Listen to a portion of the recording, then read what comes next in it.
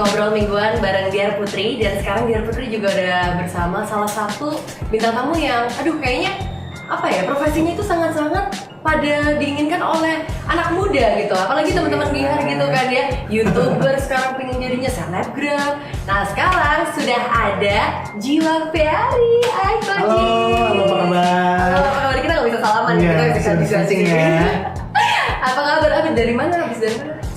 Always gracious, tiap hari harus merasa positif terus. Oh ya. Masih sibuk ngerjain fotografi sama review juga. Oh masih sibuk kayak gitu ya. Apalagi sekarang kan kita di rumah aja. Koji sekarang juga di rumah aja ya? Sekarang kita di rumah tapi masih di kantor 1 minggu 2 kali sih. Oh gitu. Membatasi sih. Lebih membatasi ya, lebih ke physical distancingnya gitu. Terus kalau misalnya Koji di rumah aja kan, kalau dia sih sekarang juga di rumah aja gitu kan.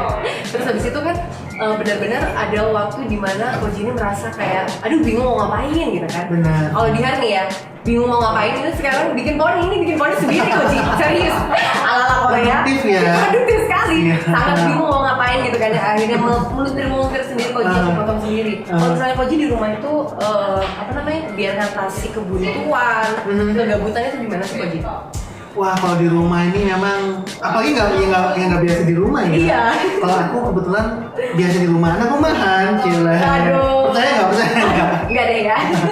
Kalau di rumah sekarang ya karena banyak waktu, tiap hari nata rumah. Kan kesenangan pribadi sama si aku Ivana, kita suka nata rumah. Yang tadinya bosan, ayo kita pindah-pindah lagi perabotan. Oh, gitu. Kemudian buku-buku yang lama dibeli tapi nggak pernah dibaca. Nah, paling sering ya kayak gini ya. Sering. Mulai baca-baca lagi, kemudian ya mulai upgrade lah, belajar sesuatu yang baru lagi. Oh gitu. Emang terakhir buku yang dibaca apa sih Koji? Buku yang terakhir dibaca, waduh agak berat sebenarnya. Saya suka buku-buku investasi, marketing itu suka banget sih. Gitu. Oh iya Koji, kan gini nih, daripada banyak yang kepo gitu kan ya. Ini kan Koji ini adalah seorang food blogger ya kan, benar ya? Betul. Terus habis itu kalau dengar ya, sebelum jadi food blogger ini juga sempat kerja kantoran. Iya. Iya bener banget.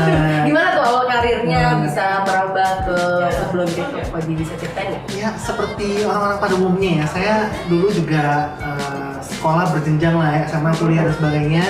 Terus sempat kerja kantoran.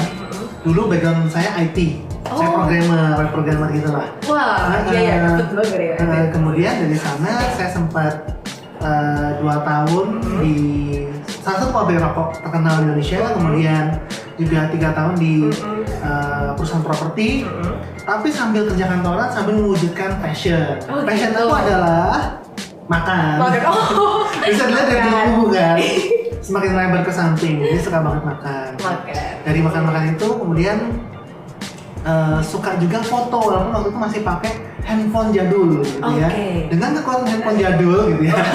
Mulai foto-foto dan dimasukin hasil yang difoto tentunya makanannya. Dan hasil reviewnya dimasukin ke sosial media. Yang kala itu nggak tahu dia pakai nggak, saya agak malu nih.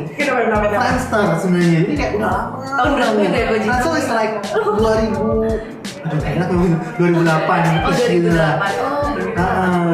Ya terus. Itu benar-benar titik awal kita, dan kemudian dari situ kok orang-orang mengapresiasi hasil review kita dan akhirnya ngerasa wah kayaknya food review, food blogging ini yang menyenangkan dan akhirnya keterusan deh sampai sekarang. Wah keterusan sampai sekarang ya. Tapi berarti kalau pencinta kuliner itu juga bisa masak gitu dong Koji? Paling jago saya masak air sebenarnya. Sama, saya juga mie instan gitu Koji, luar biasa banget. Tapi emang bener sih, kita sebagai seorang food blogger ya sedikit atau banyak harus menguasai sedikit pengetahuan kuliner ya. Iya, betul. Ya masak-masak yang ringan-ringan bisa lah. Bisa, contohnya? Ya, masak nasi goreng masih bisa. Masak tumis-tumis kayak capcay gitu bisa. Masak sup saya bisa. Ya kalau saya bikin sambal, wah itu gua banget. Apa nih? Sambal apa terasi? Sambal geprek, sambal korek, sambal pete. Sambal geprek saya suka. Ngilu sendiri kan ceritanya. Iya ngiler juga sih, udah lama gak makan geprek juga Koji. Nah, terus kalau misalnya di bidang kuliner sendiri emang selain suka sama makanan, kuliner, makan terus, itu apa lagi yang bisa membuat Koji itu masuk ke dalam food blogger sekarang gitu? tentunya aku juga suka dengan dunia sosial media ya. Orang bilang aku sosial media addict gitu ya. Kita dari bangun tidur aja yang pertama kita pegang apa? Handphone gitu kan. Kalau dulu mungkin pegangnya alarm dulu ya dimatiin. Sekarang alarmnya udah pakai handphone. Aku senang banget dunia sosial media marketing, komunikasi gitu ya, menyebarkan influence positif dalam hal ini. Aku di bidang aku adalah kuliner gitu ya. Kita memberikan referensi di mana sih makanan enak gitu ya. Misalnya hari ini kita lagi Jokowi Cil ya gitu kan. Nah, kita memberikan influence positif. Nah, itu yang ternyata membuat saya selalu semangat gitu. Oh gitu. Jadi kayak apa namanya? Yang terbantu oleh Koji. Iya, yang terbantu tuh banyak. Adanya rekomendasi gitu kan. Jadi senang juga ya Koji ya. Sampai ada namanya #inij effect. Jadi ada orang yang mungkin ikut atau lihat Instastory kita, YouTube kita, kemudian mereka order gitu kan, dan ternyata cocok, mereka storyin pakai #inij effect. Nah itu kebahagiaannya nggak bisa diukur dengan uang. Wah, kayak kita dihargai sekali. Bener banget. Masih ada yang perhatian sama kita gitu ya, seneng jadinya Koji ya. Nah terus kalau misalnya kan sekarang juga siapa sih yang kenal Koji gitu kan ya, food blogger terkenal di Surabaya. Amin. Nah kalau sosok yang menginspirasi sendiri itu ada nggak sih Koji? Sosok inspirasi ada, tentunya kalau di Indonesia mungkin kita tahu almarhum Pak Bondan Winarno ya. Saya benar-benar terinspirasi dengan beliau, mulai dari cara beliau mereview, tutur katanya itu benar-benar mereview tuh nggak misalnya nih makanannya kurang sedap, tapi nggak perlu dijudge dengan kata-kata yang konotasi negatif gitu ya. Tetap bisa mereview tapi dengan sopan. Itu benar-benar panutan Q banget lah. Betul. Panutan sekali lah itu untuk sosok yang di bidang kuliner. Kalau untuk fotografer ya kan Koji-nya fitnya juga keren banget. Thank you. Kalau fotografi sebenarnya banyak banget food blogger juga dari Indonesia. Kalau food blogger pertama di Indonesia namanya Jen's Corner, namanya Jenny sebenarnya ya. Websitenya Jen's Corner. Saya pertama kali melihat foto-fotonya beliau, wah kayaknya keren banget, gimana sih caranya. Akhirnya dari situlah yang dari handphone upgrade ke pocket, dari pocket upgrade ke mirrorless dan seterusnya. Jadi terinspirasi dari Jenny. Kalau dari luar negeri ada juga beberapa seperti di Australia ada blogger, fotografer dan chef juga namanya Donna Hay. Ada majalahnya kalau teman-teman mau lihat. Donna Hay itu benar-benar keren banget dan levelnya udah profesional juga. Oh gitu ya Koji. Nah kalau misalnya dari fitnya Koji aja udah kelihatan tuh makanan yang diposting itu enak banget. Itu dari segi pemotretannya mungkin bisa sama promosinya Koji sendiri. Nah tapi ada nggak sih kayak followers itu yang dia itu kayak nyobain makanan yang dipromoin sama Koji terus habis itu dia kecewa kayak nggak sesuai ekspektasi dan lain-lain gitu. Itu pasti pernah terjadi, pasti pernah terjadi. Cuma kita berusaha meminimalisasi, gitu ya. Namanya selera itu pasti subjektif kan. Apa yang menurut kita enak, orang lain belum tentu merasa enak.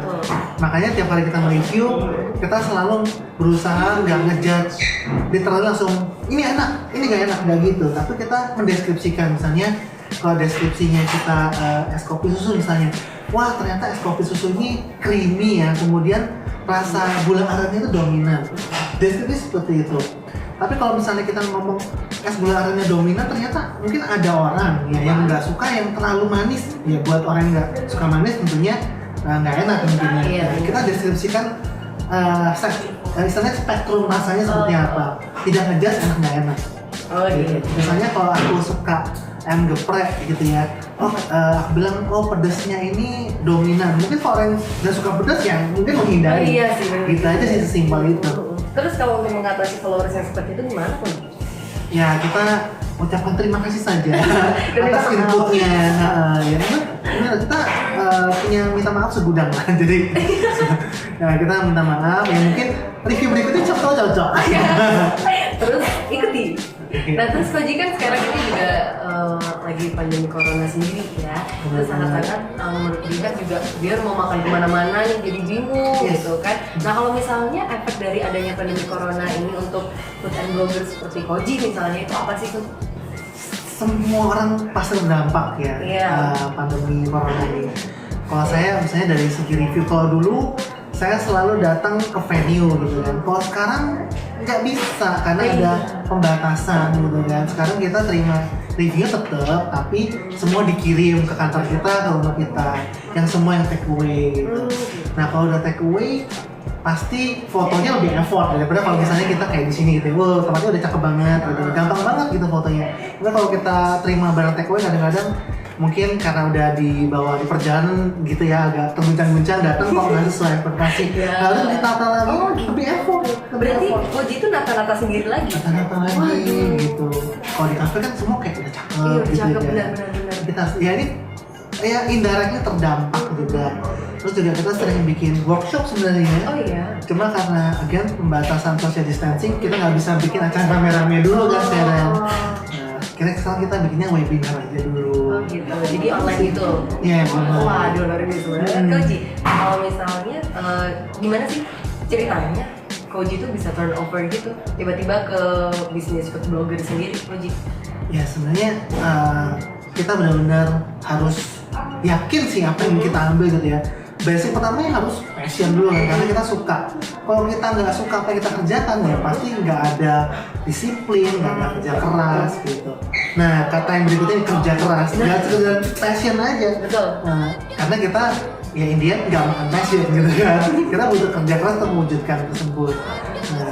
Nah dari kedua hal tersebut kok kayaknya ngerasa apa yang kerjakan ini food fotografi, food blogging, walaupun kadang kerja sampai lembur-lembur gitu ya, tapi happy gitu kerjanya. Happy. Nah dari situ ngerasa wah kayaknya ini jalan hidup saya gitu.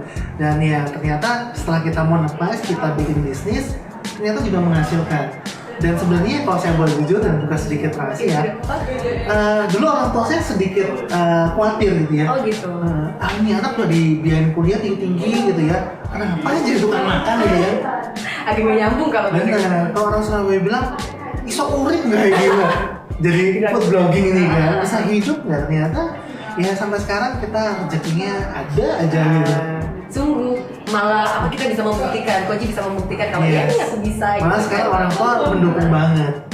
Gitu ya pasti dong. Siapa yang nggak mendukung Koji sekarang kan? Pacar udah banyak, followersnya banyak. Nah kalau misalnya untuk strategi lah ya yang digunakan Koji sendiri di tengah-tengah pandemik seperti ini, apalagi kan Koji juga sebagai food and blogger dan followersnya kan pasti nunggu-nunggu. Benar. Ya strategi apa itu Koji? Makanya sekarang kita itu tadi lebih banyak ngerjain sesuatu yang lebih take away ya. Dan itu juga menjadi campaign positif buat orang-orang. Ya udah kita mungkin nggak bisa ngafe-ngafe dulu, nggak bisa nyetrit di warung dulu gitu ya. Ya udah yang bisa kita kerjakan sekarang adalah kita mungkin ojol aja dulu, take away dulu gitu kan. Nah dari sini ternyata baik dari sisi saya maupun F&B owner sekarang sama-sama sudah inline dulu. Jadi sama-sama ya udah karena kita udah ada social distancing, F&B owner sekarang mulai membuat inovasi-inovasi gitu yang tadinya harusnya nongkrong, harusnya dine in, bikin take away, dan kita pun menyesuaikan akhirnya reviewnya review take away. Dan sekarang F&B owner juga bikin cateringan gitu kan, karena nggak bisa melayani dine in, akhirnya makanannya dikirim ke rumah catering rutin 1 bulan atau 7 hari seperti itu sih. Ya, kita semua menyesuaikan baik food blogger maupun F&B owner juga. Nah tadi kan kita juga udah ngobrolin kalau misalnya Koji itu tantangannya adalah kalau ojol gitu yang bawain take away gitu kan harus nata-nata lagi, terus juga tempat-tempatnya jadi bingung gitu ya, nggak kayak di kafenya langsung. Nah tantangan apa lagi sih Koji yang didapatin ketika ada pandemi ini untuk blogger seperti Koji? Iya, kalau kita harus kerja dari rumah, kadang-kadang pencahayaan juga terbatas tuh kan. Kalau misalnya di kafenya kayak jendelanya banyak, karena di rumah saya ya terbatas, ada jendela kecil gitu, makanya kita harus memanfaatkan waktu seefisien mungkin. Jadi sebelum sore, sebelum malam, ngejobnya udah selesai. Itu sih. Berarti sekarang lebih ada ininya ya temanya. Iya, lebih disiplin. Jadi lebih disiplin di rumah atau enggak nih? Harus disiplin banget ya. Gitu ya. Bangun pagi pun sekarang udah dijadwalin banget. Ya sebenarnya sih tiap hari juga kayak gitu ya, ke kantor juga harus dijadwalin. Cuma sekarang kita lebih hygiene juga, lebih disiplin. Ngomong soal hygiene juga gitu. Ada yang nganterin ke rumah, semua kita disinfektan dulu gitu kan. Ada protapnya lah gitu. Benar. Tapi di tengah-tengah pandemi kayak ini nggak takut Koji makanan yang dibawa ke rumah gitu? Ada penelitian sih dari luar negeri yang bilang kalau dari zamannya SARS sampai COVID-19 ini penyebaran food itu sebenarnya sangat kecil. Sangat kecil. Kemungkinannya ada tapi sangat kecil. Tapi kita bisa juga lakukan langkah preventif kayak tadi kalau ada makanan datang, bungkusnya kita desinfektan, kemudian kalau saya reheat lagi biasanya, saya panasin lagi. Oh, dipanasin lagi ya, jadi nggak masalah ya kalau gitu. Itu followers ada yang nanyain pasti. Banyak banget. Banyak banget Follower kan? nanya, F&B owner juga nanya gimana sih cara meyakinkan customer supaya tetap berbelanja. Oh gitu. Kita harus kasih edukasi juga. Apalagi kan juga banyak yang takut kan Koji untuk beli makanan di luar, maksudnya take away gitu. Parno banget gitu kan Koji harus sebenarnya nggak usah takut. Nah, bener banget Koji, nggak usah panik, nggak usah takut karena ternyata aman juga ya untuk dibawa pulang gitu. Oke, kalau misalnya selain itu tantangan terberat ketika ada pandemi ini, terberat Koji, itu apa? Tantangan terberat sebenarnya karena aku juga banyak mengandalkan event gitu ya. Ya banyak sekali lah event-event yang terpaksa bukan batal, depending ya. Nah otomatis ini kan juga sedikit mengubah cash flow kita nih untuk hariannya kita gitu. Nah ini kita makanya harus berpikir 2 kali lebih kreatif gitu. Kalau satu source income terpending ya kita harus nyari source income yang lain lagi. Kayak gimana tuh? Nah kalau kita tadi harus misalnya kita biasanya ada event seminar offline, ya udah deh kita kreatif, sekarang kita bawa itu ke online gitu kan. Nah kita cari misalnya kalau job-joban udah mulai turun ya kita kreatif harus jemput bola sekarang, jadi jangan nungguin orang datang, kita tawarin ke klien kita ada solusi apa yang bisa kita bantu, kita telepon, kita WA mereka, lebih hard work lah, itu benar-benar tantangan yang sangat berat. Makanya kayak lagi pandemi gini mungkin istri saya juga di rumah lihat kok handphone terus, ini nggak handphone, ini kerja kalau bayar gitu kan. Ini kerja, ya sekarang kerjanya lewat handphone, jangan cemburu sayang.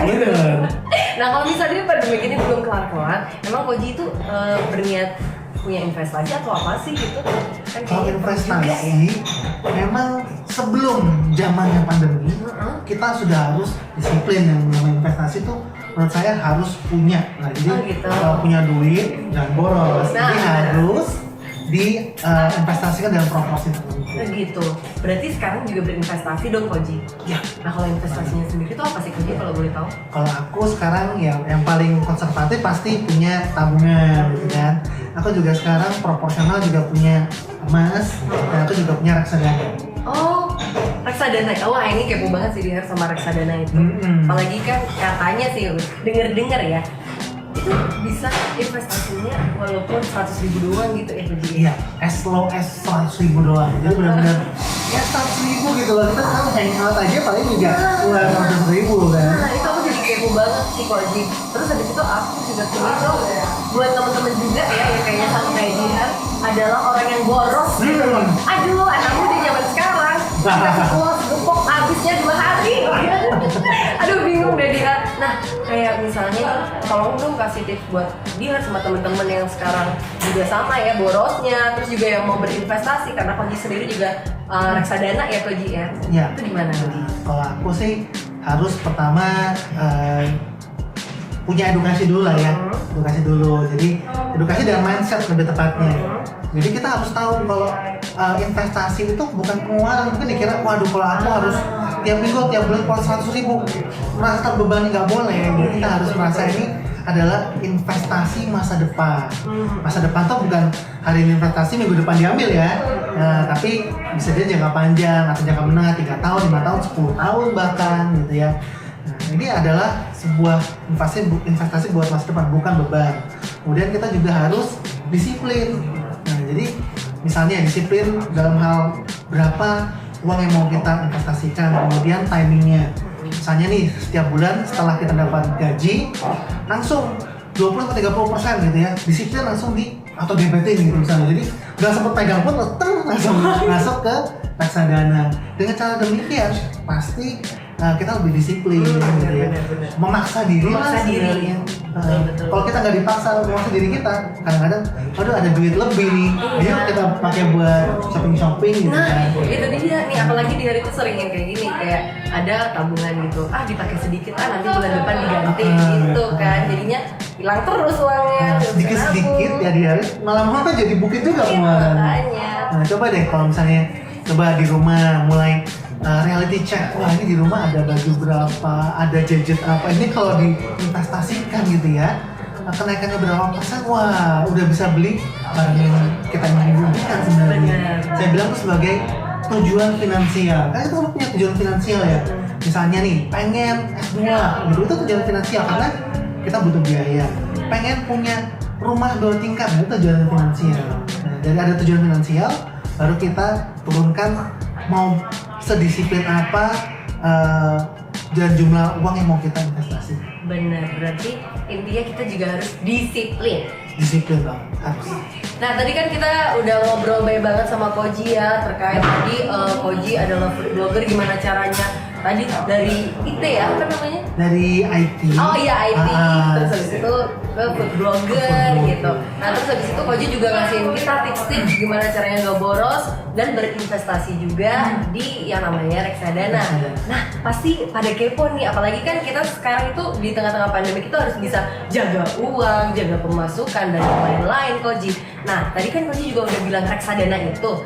Oh, boleh tahu gimana sih Koji reksadana itu? Banyak yang bertanya-tanya sih sebenarnya. Nah, kalau reksadana itu sebenarnya salah satu instrumen investasi. Investasi itu banyak banget ya jenis-jenisnya. Reksadana ini salah satunya. Nah, kalau saya mungkin punya tabungan biasa, juga punya deposito, atau juga punya emas. Reksadana sebenarnya ada kaitannya dengan saham juga, ada kaitannya dengan obligasi juga. Cuma kan namanya investasi kan apa ya, makhluk yang tuh aduh gila nih, ini kayaknya butuh hitung-hitung, ada matematika nih, dan juga ada resiko. Nah makanya ada produk namanya reksadana. Di reksadana ini ada manajer investasi yang mengelola, jadi bukan kita yang mengelola, kita serahkan pada stok atau ahlinya.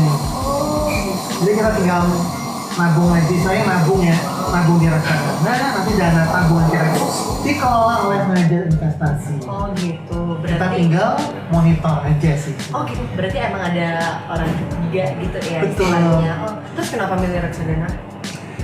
Karena kita semua mungkin sudah sibuk juga ya dengan keseharian kita masing-masing. Beda kalau dengan trader. Kalau trader saham kita mungkin setiap hari bergelut depan komputer dan angka.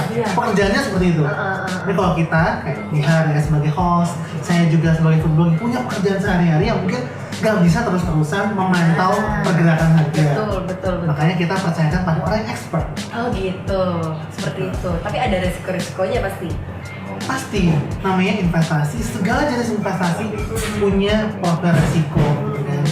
Ada yang resikonya tinggi sekali, yang mungkin setengah jam aja pergerakannya sangat liar gitu ya. Ada juga yang mungkin setengah tahun ya pergerakannya gitu-gitu aja. Tergantung juga profil resiko kita masing-masing. Kita kalau misalnya pengennya yang aman-aman aja juga ada sih produk-produk yang cukup konservatif gitu. Tapi itu menurut saya resiko itu bagian dari investasi ya. Gitu. Jangan hanya mikir resikonya aja, benefitnya juga ada. Nah, gitu kan kebanyakan orang-orang itu kalau nyari-nyari tiba-tiba langsung ke resikonya. Iya. Belum tahu manfaatnya gitu. Takut duluan. Karena duluan gitu. Nah, terus kalau reksadana yang di Koji? Kalau aku sekarang punya beberapa produk reksadana ya. Ada yang reksadana yang profilnya agresif ya. Ada juga yang konservatif. Kalau yang agresif saya ambil yang pasar saham. Karena memang kalau dibilang resikonya tinggi. Tapi gainnya juga luar biasa, benefitnya luar biasa. Bisa jadi pertumbuhannya 20%, 30%, 50% per tahun. Tapi nggak semua juga cocok dengan yang pasar saham, karena mungkin deg-degan, pergerakannya naik turun gitu. Ada dia mungkin pengennya lebih konservatif gitu ya. Ada yang dinamakan dengan reksadana pasar uang. Pasar uang juga. Nah bedanya apa? Kalau pasar uang ini lebih stabil dan lebih konsisten ya, karena bermainnya di deposito dan obligasi. Kalau di obligasi kan seperti misalnya pemerintah kita, Republik Indonesia mengeluarkan obligasi pemerintah yang mungkin ada banyak jenisnya, yang mungkin kayak 6% fix per tahun, kan aman buat kita. Tapi tentunya tidak seperti saham yang bisa 20-20%, perbedaannya cukup jauh, tapi safe. Oh gitu. Gitu sih. Berarti lebih memilih yang mana tuh? Oh, saya punya dua-duanya. Oh, punya dua-duanya ya? Nah, prinsip investasi gini, jangan pernah menaruh semua telur kita di keranjang yang sama. Oh iya. Benar. Berarti harus coba-coba semuanya gitu ya, Koji Betul, ya? kita harus punya beberapa keranjang. Kalau misalnya keranjang jatuh, telur kita tidak pecah semuanya. Jadi analogi kira-kira seperti itu. Nah, terus kalau Koji sendiri ini membeli produk reksadana, itu benar nggak sih di support aset manajemen ya? Nah, aku belinya di Super Management lewat Commonwealth. Oh, ini kalau kamu beli. Iya. Jadi sebenarnya aku udah cari. Jadi penting ya, tadi aku udah bilang soal knowledge. Aku udah cari tahu berbagai jenis perusahaan reksadana ya. Banyak sekali perusahaan reksadana di Indonesia. Nah, tapi kita harus cari backgroundnya. Kira-kira yang mana yang terpercaya gitu kan? Kandidat investasinya ini bisa kita percaya nggak, cukup jago nggak menghandle uang kita. Ternyata dari hasil kita cari-cari tahu, ternyata support dan lewat Commonwealth menurut saya adalah sebuah jalur yang terbaik untuk saya saat ini. Gitu. Karena banyak sekali rekomendasi dari teman-teman saya yang bilang, udah ambil ini aja, pasti terjamin gitu kan. Namanya rekomendasi teman kan nggak mungkin menjerumuskan. Rekomendasi teman itu selalu yang Gitu. gini banget gak sih? Wah, luar biasa banget. Terus habis itu kalau dari produk reksadana sendiri gitu ya, yang saya baca dan amati gitu ya, Koji ya, ini punya performa yang sangat-sangat baik gitu ya. Kalau menurut pengalamannya Koji sendiri gimana? Reksadana sebenarnya cukup aman dan menurut saya cukup baik. Apalagi kalau saya pegang pasar saham yang kenaikannya sih cukup baik. Tapi memang saya harus jelaskan juga di masa pandemi seperti ini mungkin melihat logo merah semua nih ya gitu. Jangan khawatir gitu. Karena ya wajar, namanya juga krisis ya. Kita udah mengalami krisis namanya tahun 98, 2008 dan sekarang ada krisis lagi. Gitu. Kalau kita lihat ya pasti ada penurunan merah, tapi namanya investasi di saat dia turun disitulah harusnya kita beli. Saya pernah ngalamin tahun 2008. Waktu itu pasar saham, pasar dunia semua turun. Tapi saya nggak sengaja banget. Ternyata reksadana saya itu auto debit tiap bulan di auto debit dari tabungan saya. Padahal waktu itu pasar saham lagi merah, gitu. Reksadana juga lagi merah. Ternyata auto debit, dan ketika pasar dunia sudah baik, sudah hijau semua, wah ternyata saya menikmati reksadana saya naiknya 2 kali lipat. Tanpa saya sadar, karena auto debit itu tadi. Nah, makanya sekarang saya anjurkan buat teman-teman disiplin. Walaupun pasar lagi merah, tetap disiplin karena waktu lagi merah ini saatnya kita beli. Lagi murah. Berarti emang pas merah langsung beli lah ya. Gitu, nanti kan tiba-tiba hijau terus habis itu untung gitu ya. Wah, luar biasa. Hasil untungnya langsung saya pakai waktu itu tahun 2017 buat merit. Waduh, langsung merit loh ya, hasilnya luar biasa banget. Yang jomblo jangan khawatir. Yang jomblo sabar aja, pakai reksadana mungkin ya bisa. Buat investasi jangka panjang. Oh iya, investasi jangka panjang, bener. Apalagi tadi bener Bu, yang kayak misalnya tadi bilang itu yang dimulai dari 100.000 itu bener gak? Dari 100.000 aja, sangat terjangkau. Bener ya. Jadi kan yang lain itu bisa investasi dari yang nominalnya cukup besar gitu. Iya, tapi kalau misalnya kita punya income yang lebih, ya jangan 100.000 lah. Coba misalnya kalau kita punya katakan gaji bulanan 10 juta, amin gitu ya. Amin. Nah, 20% katakan 2 juta langsung dimasukin ke investasi. Oke. Disiplin ya bulan. Kita harus disiplin, intinya semua itu harus disiplin dan berani berinvestasi. Betul ya. Ya udah deh, pokoknya selama pandemi corona ini kita kan juga harus stay at home aja ya Po ya. Physical distancing. Selain itu kalau benar kata Koji tadi ya, kalau misalnya makan itu aman, makan dari luar itu aman, gak perlu takut, bener kan ya? Sama sekarang kita juga bisa berinvestasi lewat online kan Koji ya, bener banget, melalui internet dan juga mobile banking Commonwealth Bank ya, bener banget kan Koji ya. Yaudah, pokoknya terima kasih banget buat teman-teman yang udah stay di sini, nontonin Koji dan juga Jihan. Dan terima kasih banget buat Koji, ilmunya sangat bermanfaat banget ya tadi itu teman-teman. Kayak pokoknya jangan takut berinvestasi dan selalu disiplin. Bener banget. Rasakan benefitnya. Iya, rasakan benefitnya. Karena sudah ada buktinya di sini ya. Oke teman-teman, terima kasih banget buat kamu yang udah nonton Koji dan juga Jihan di sini. Terus juga banyak banget ya tadi ilmu-ilmu yang kita dapat dari Koji sendiri. Kayak misalnya kita harus berani berinvestasi, terus kita harus berhemat dan juga disiplin. Iya kan? Ya udah, terima kasih juga buat Koji udah nemenin Jihan di sini, ngopi bareng kita juga di sini. Mantap ya Jokopi ya Koji ya. Dan Koji, boleh nggak Instagramnya apa sih? Oh boleh banget, wajib follow ya. @inij, spellingnya India Nano India, Jakarta India Eko. Oke, jangan lupa di follow. Jangan lupa kalau mau tanya-tanya langsung aja, nggak apa-apa ya. Boleh deh. DM aja, pasti balas Koji kok. Dan juga terima kasih banget buat Commonwealth Bank dan juga Sukor Asset Management. Jangan lupa juga untuk follow Instagram @tribun jn_ dan juga @commonbank_id plus @Sukor Asset Management. Oke? Dan terima kasih banget buat teman-teman yang udah nonton lah ya, pokoknya semoga bermanfaat. Dan kamu harus ingat physical distancing, stay at home, dan stay safe. Stay safe. Dadah. Bye.